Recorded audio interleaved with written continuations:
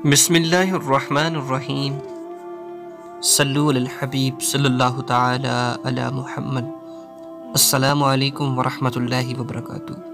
تو خواتین و حضرات، آج میں آپ کی خدمت میں ایک خاص عمل، خاص وظیفہ لے کر حاضر ہوا ہوں کہ رحمتوں کے سردار کی آمد کا بابرکت مہینہ، کہ جب یہ عمل آپ کریں گے انشاءاللہ بفضل خدا 12 ربیع الاول شریف کا ایک خاص وظیفہ، ہر مشکل آسان، غم دور، ہر جائز حاجت کا وظیفہ ہے، بہت ہی مجرب اور پاورفل امر ہے۔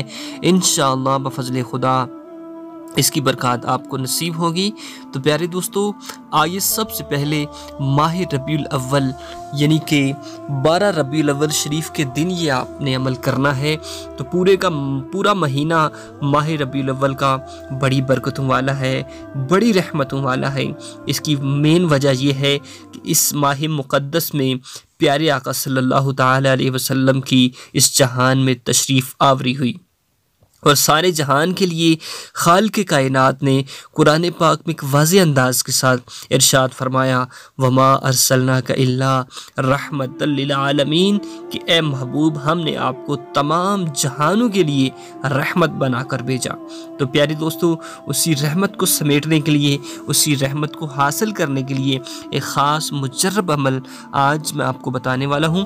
انشاءاللہ بفضل خدا آپ نے اس عمل کو کرنا ہے اور اس کی برکات حاصل کرنی ہے۔ پیارے دوستو، سب سے پہلے آپ سے میری ریکویسٹ ہے کہ اس ماہ مقدس میں بھرپور طریقے سے صبح و شام اپنے دن کا آغاز کثرت کے ساتھ درود پاک پڑھ کر پیارے آقا صلی اللہ تعالی علیہ وسلم کی بارگاہ میں گلہائے عقیدت پیش کیا کریں کہ اس ماہ مقدس میں ویسے بھی درود پاک پڑھنے کی بڑی فضیلتیں ہیں، لیکن اگر دیکھا جائے تو ماہ ربیع الاول شریف کا مہینہ اللہ رب العزت کی طرف سے ایک خاص انعام و اکرام ہے۔ اس کی وجہ کیا ہے کہ پیارے آقا صلی اللہ تعالی علیہ وسلم کی تشریف آوری مومنوں پر ایک بہت بڑا احسان اللہ رب العزت نے کیا ہے۔